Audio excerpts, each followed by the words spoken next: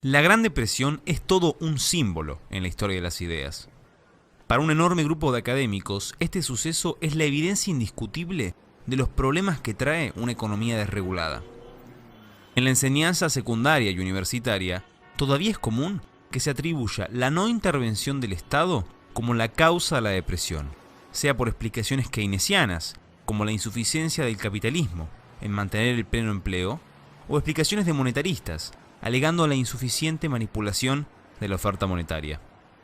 En este video veremos la explicación de este fenómeno según la Escuela Austríaca de Economía, que, como afirmaba Murray Rothbard, es la única que puede explicar satisfactoriamente estos acontecimientos.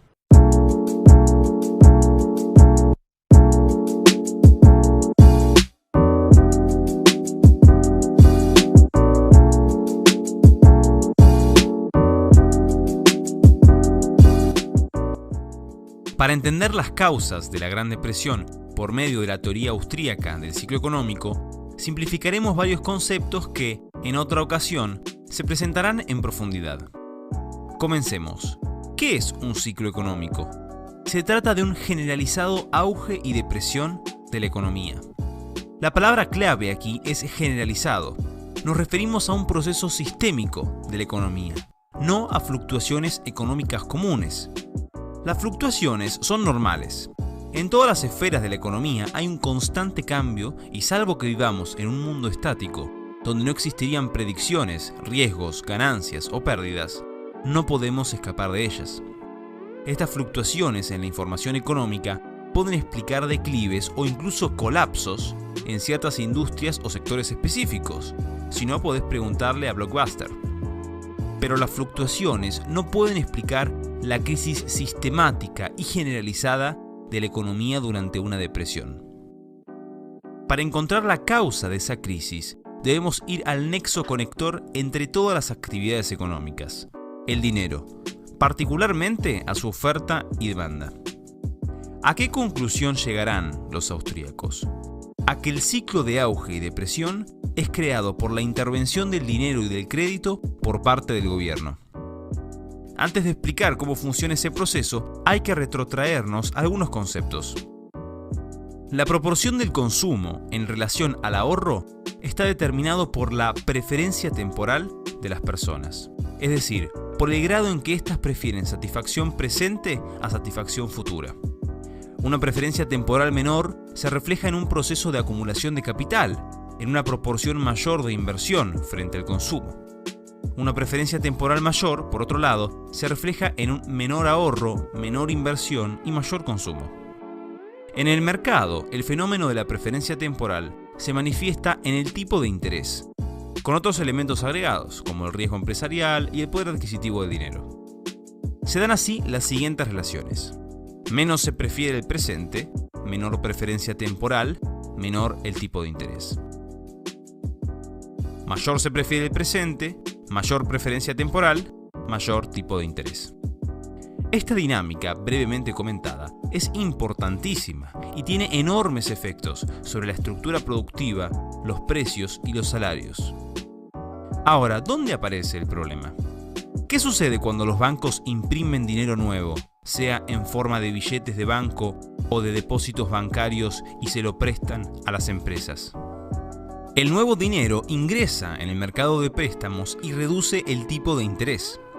Parece que la oferta de fondos ahorrados para la inversión se ha incrementado y el efecto es el mismo. La oferta de fondos para inversión aparentemente crece y el tipo de interés se reduce. Para no entrar en detalle de cómo afecta esto a la economía, digamos que altera enormemente las decisiones de los empresarios y los procesos productivos. Esto no sería malo si responde a una caída genuina en las preferencias temporales y un incremento en el ahorro. Pero en este caso, recordemos que es artificial. Es producto de la expansión crediticia de los bancos. Así, los empresarios se embarcan en inversiones que ven como muy buenas y rentables, por créditos fáciles a tipos de interés reducidos. Pero en realidad es una burbuja, una falsedad insostenible en el tiempo. Ludwig von Mises nos da el siguiente ejemplo para que entendamos un poco mejor.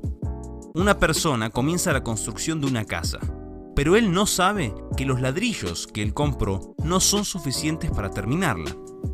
Si él hubiera sabido esto desde un principio, construiría una casa con un tamaño o un diseño proporcional a sus recursos. Por lo tanto, mientras antes sepa de su situación, mejor, ya que de esta manera puede ajustar su plan inicial.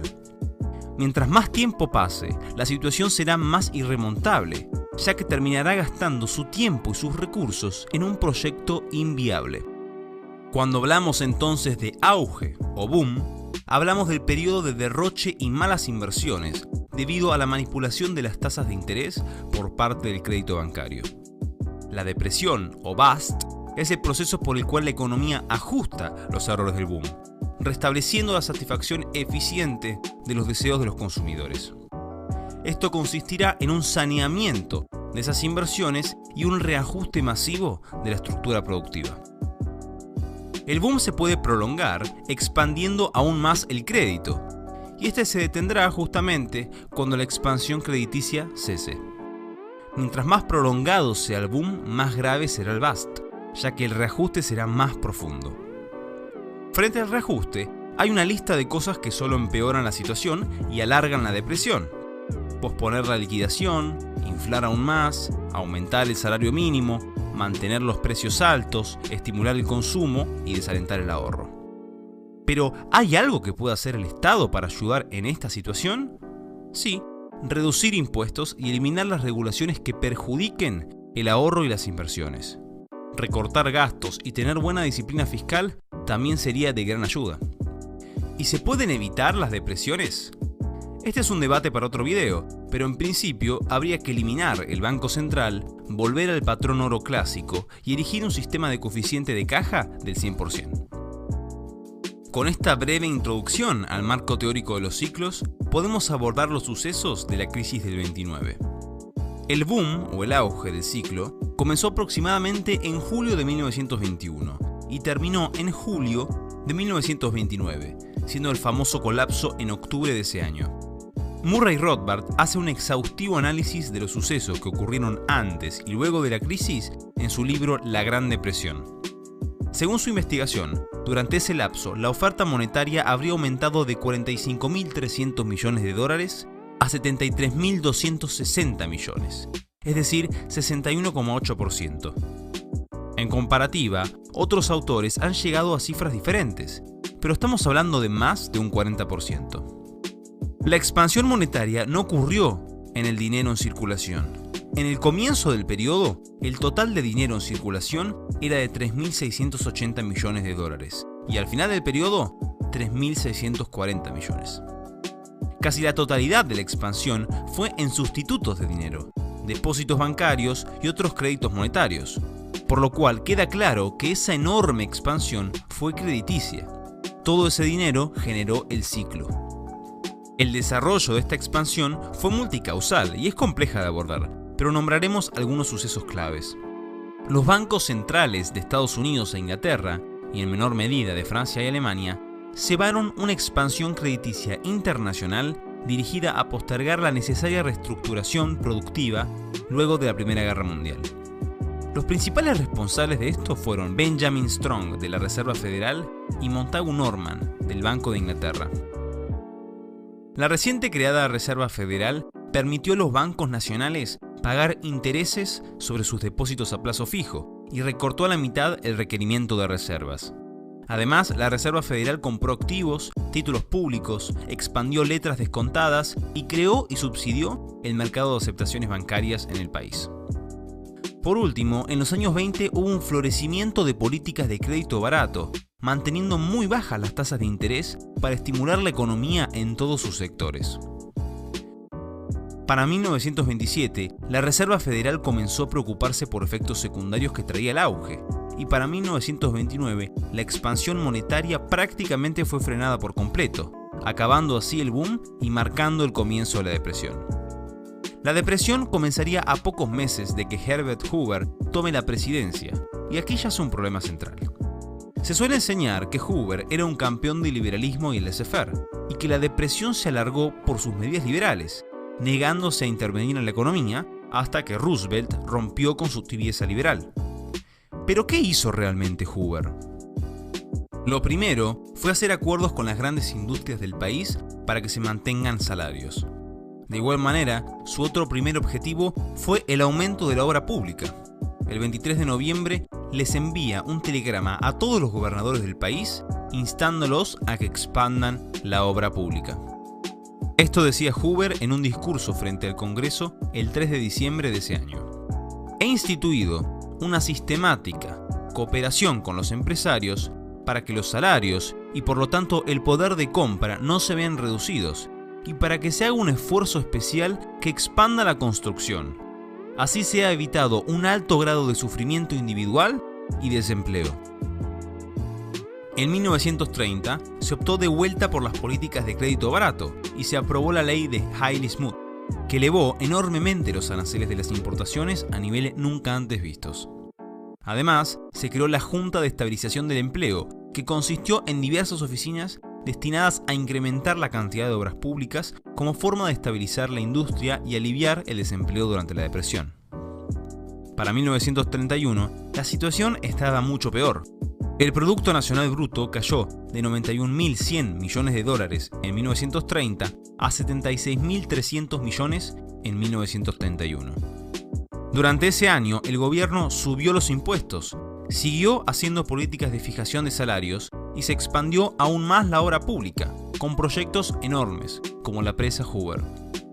En 1932 se aprobó la Ley de Ingresos Fiscales de 1932, llevando los impuestos a tasas que jamás se habían visto en la historia de los Estados Unidos, salvo en la Primera Guerra Mundial.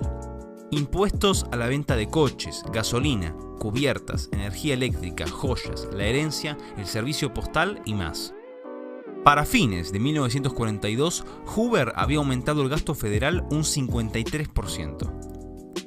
Esto profundizó la depresión enormemente, aunque parece ser que Hoover tenía buena autoestima y no dudó en hacer campaña para su reelección ese mismo año.